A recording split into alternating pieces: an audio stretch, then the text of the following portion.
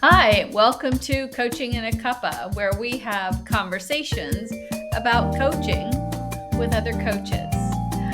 My name is Leslie Mizerak with Get Courageous Coaching. We offer leadership, confidence, and retirement coaching. Thank you for joining us today. Let's take a listen. Well, today on Coaching in a Cuppa, I have with me Suzanne Sjolund. Did I pronounce that correctly? Close enough. It's perfect. Oh, close enough. So thank you for joining me today. How would you pronounce it? Oh, do you want the original? Because the You last go. name's Swedish, which would be Sjölund, but I'm not going to Ah, ask anybody to do that. And the first name is Afrikaans, so Suzanne. But okay, I Suzanne. typically go by Suzanne Sjölund. So Suzanne. Well, thank you so much for joining me today on Coaching in a Cuppa. Before we get started, the main thing we have to do is get our cups out and have a cheer. So, what's in your cup today? I'm having a Uh, cup of tea. It's oh, rooibos because of the South African roots.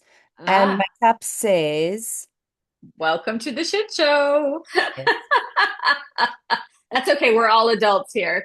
So, cheers. cheers. Cheers. Thanks for having me. This is so fun. Oh, it is my pleasure. It's fun for me. What are you talking about? So, let's just jump right in. To start off, share a little bit about your personal journey and how you arrived at coaching. Oh, how long do we have? Yeah. I'm going to keep it. Well, we there might have to be multiple parts of this podcast if this is the case. I have been coaching full time for about 4 years. Okay. Full time for 3 years. And before that, I worked in marketing, mostly consumer marketing. My last big official job was with Medtronic in the diabetes division. So I Mm-hmm. was working in consumer marketing, mostly for medical devices.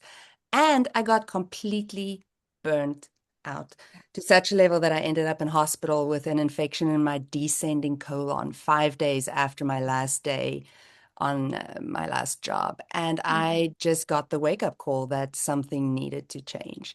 And Mm-hmm. as I finally dove into my value system and my purpose, it made total sense why I burnt out. So that's the snapshot. That's the short version. That's a total snapshot. So tell me a little bit about your coaching business. Who do you coach? Are there any particular niches of coaching that you like to stay within? And I think we're going to talk about presence Mm. sometime throughout today. So go, Uh, girl. okay. So as most coaches know, you typically end up thinking you're going to be coaching one kind of client and you just end up doing a lot of different things or completely different thing. In my personal coaching business, coach mostly women, Mhm. and my tagline is moving you through what's holding you back. And so it's really people who are at a crossroads, feeling stuck, feeling like they know there's more and they just can't quite access it. I dabbled in divorce coaching for a little bit because of what I went through during my own divorce.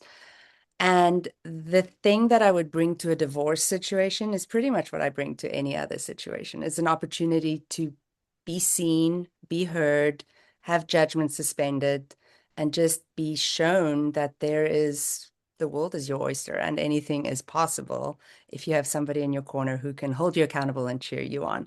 I also consult for a company called Lapin International. Mhm. And they're based out of Arizona, but they do incredible work based on Rabbi David Lapin's work, which is straight from the Talmud and is very much based on the concept of every day we wake up and we have one decision to make, and that one decision is going to impact everything. It is, am I going to act heroically or am I going to act defensively? Mhm. And if I can make the decision to act heroically, everything falls into place.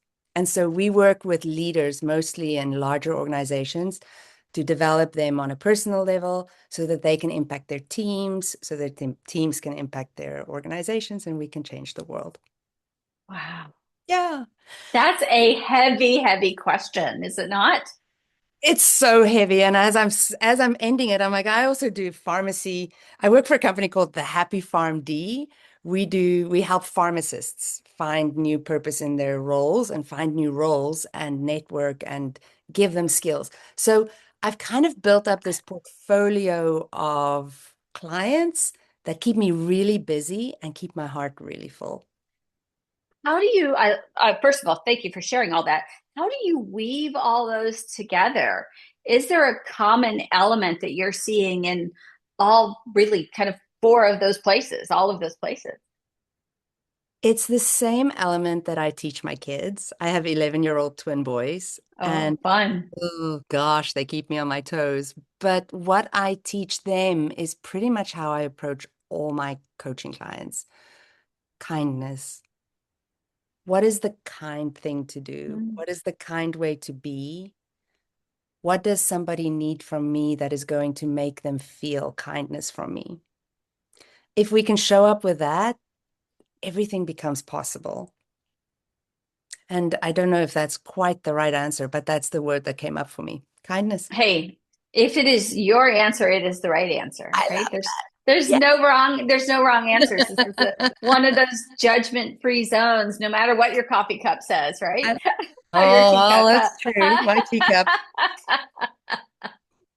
So, as you're helping people kind of navigate kindness or navigating kind of their own heroism, Mm. um, what are some of the common transitions that you see in people? What are things that show up in people's lives that are really interesting for you? What a great question. Um, what I probably, and I think most coaches, we just thrive on those aha moments where something just really clicks and you can see it in your client's face. Like, oh my gosh, I just uncovered this wisdom that has been within me that through gentle guidance, I've like just gotten an aha from. So that, but then on a larger scale, if I can look back at the clients that I coached 2 years ago that I now reconnect with, the sustainability of the changes that Mm. they made. That is Yeah. the, like, it's not a flash in the pan. It's not a one and Mhm. done. It's like, because I believed in their potential, they started believing in their own potential, and now they're living it. And that's just ah, the good stuff. That's pretty special. Yeah. So there's a word that I want to ask you about, home. Mm. So where is home for you? Because that feels like it's a very special word for you. Oh, you'll make me cry. Home is a word that is heavy at times. Hmm. It's the place where my boys and I sit down and have dinner together and connect at the end of the day. And home is also the place that I've had to uncover within myself. Hmm. I grew up in Southern Africa and I left home the first time when I was 15 and I went to Germany as an exchange student for 3 months. And it was really the first time that I ventured and I got a taste for the big life. And I went back when I was 19. I went to the UK for a year and then I left home when I was 19 and moved to South Africa to go to college in Cape Town. I lived in Cape Town for 8 years and then I met my husband. And 3 months after we met, we moved from Cape Town to New York together. And that was really the first time that I lost home as a concept Mm. and made him home. And for the next 16, 17 years, we moved from New York to London to Stockholm to the Bay Area to San Diego, where I currently am. And home was wherever he was. And then we had these two boys, and home became wherever the three of them were. And then home got taken from me Yeah. when the divorce happened. And that sense of being in free fall because home was taken was really tough and allowed me through the process of grieving the loss of a marriage, of grieving the future that I thought I'd have, to find home within myself. Mm. And as somebody who now knows that home is wherever I am with my boys, and they're temporary, they're going to leave the nest soon, Mhm. but home is where Mhm. I am, that has been the biggest shift for me. And it has given me a sense of no matter where in the world I am at home when I am able to be myself. Mm. So I was so excited to ask you this question about home because home to me has such a special feeling. I'm not sure it's quite as heavy as yours for me, but it has it to me it's a feeling. Mm. And every house, it's funny, every house we've ever bought, um, and I've even bought a couple of our houses alone because my husband was traveling. The feeling when you walk in the door, no matter the condition of the house, is home. It's just like, where the shoulders go down. It's like this feels right. It's a feeling for me. So I love you sharing that. The word home can be, literal, like something geographical, physical place, or very metaphorical, like that state of being, right? How do you explore the concept of home with your clients? And what shifts what tends to emerge in those shifts? Hmm. Another great deep question. I can tell why you're such a good coach. Oh, you're sweet. Leslie. Um, I think similar to the experience that I had to go through, where home was an external thing that had to move internal. I think that is the shift and the growth that I want for each of my clients, that we can lose our home and still be at home. We can downscale our home and still feel potential and growth and large scale home within ourselves. So for me, with my clients, that is my wish for them, to go from what is external and has these, ebbs and flows in our lives to just being fully grounded in home inside. It's powerful. The name of your business is Fully Present Coaching, Yep. correct? Yep. And do you have a success story or a story that you'd like to share? Obviously, no names, anonymize it. Yeah. That are going to help our listeners really understand who you are and the experience with you, or that they could go through. Ah. Oh, so many. Okay, you can only pick one Only today. pick one. I'm like, we're gonna leave the rest for the next time we have a cuppa.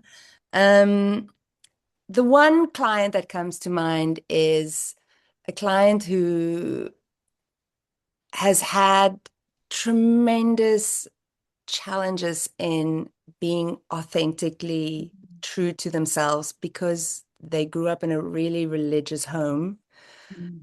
where being gay was not accepted. Yeah. And they outperformed in every aspect of their lives. And there was this one piece that they just couldn't fully embrace.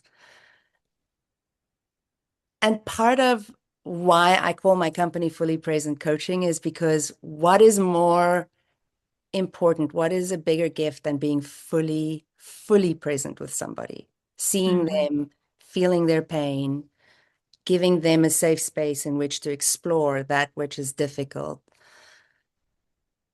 And through our coaching relationship, this client managed to really face this part of their lives or their life. Ooh.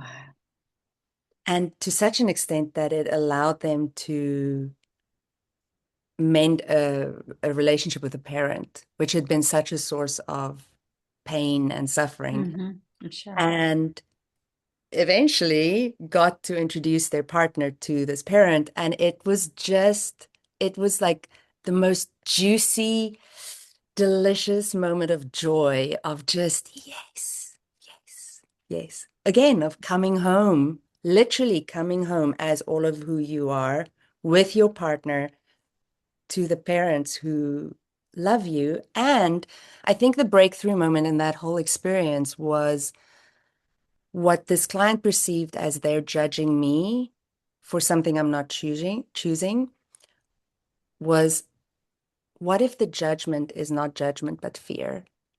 Because no parent wants a difficult life for their child. And until they can understand how Yeah. they can support you, the fear that they're feeling might be perceived by you as judgment. And that was one of those aha moments that changed their whole attitude towards the relationship. And, I mentioned Rabbi David Lapin. He says the only way to change others is to change yourself. Mm-hmm. And so by changing my approach to how I'm going to speak to my parents about this current situation, we changed the whole dynamic and the whole relationship. So good. Wow, that is so powerful. Yeah. Is this person happy in their home today? They're at home. We still see one another. I The love that. nature of the relationship have changed a lot. Sure. We no longer have to deal with these things because this is, Yeah. it's almost like, I don't know, I did my coaching training through CTI, and at the end of every workshop, we would say something and they would say, I am complete. And at the end of one of our sessions regarding this topic, I had that complete sense of we are complete on this. And it was just really good. That sounds so amazing. Yeah. For someone listening who might be asking themselves, where is my home? What's the first step they can experiment with right away to start exploring that question? Another good question. Wow. Um, I think honesty with ourselves is probably the first Yeah, step towards anything. And it's really hard to be honest with ourselves so hard. unless we have somebody who's pushing us and kind of digging a little bit deeper. And I know for years I felt like home was with my husband. Mm-hmm. And maybe it was, but until I was willing to really lift the lid and pull off the band-aids and really go deep, I didn't have the capacity to honestly look at where home really was. And so I think a coach can be that driver that helps you get more honest with yourself. Right. So I would say Yeah. honesty. I'm Yeah. sure there are tools and practices, but it's Yeah. literally honesty. I think honesty is probably a great place to start. I Mm, would say that whether you're thinking about finding my home, or any coaching, mm, and honesty is to me, more than just what we see ourselves. I think about us as humans, with like a horse with blinders on. We can see what's in front of us, but we're not seeing what's what's behind not? us and what other people are seeing. And Yeah. that coach can help find that honesty. It can help them kind of uncover those things. So I think that's huge. I love that for you. So, Suzanne, I believe we could probably talk for 2 or 3 hours, Easily. but we'll have to come back and do this again. Anytime. Okay. But that said, how would you like for people to find you? Where can they locate you? I'm on Instagram at Fully Present Coaching.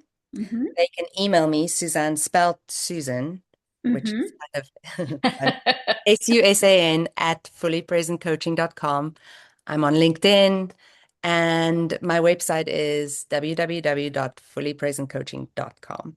Perfect. I will put all of that into the show notes so that Yes. people can find you and schedule a chat with you so they can start figuring out how they become fully present and or Find find home. their home. Oh, Oh, what a wonderful opportunity to explore this concept of home with you, Leslie. Thank you. oh, it's been a pleasure for me. So thank you so much for giving me your time in your very busy week.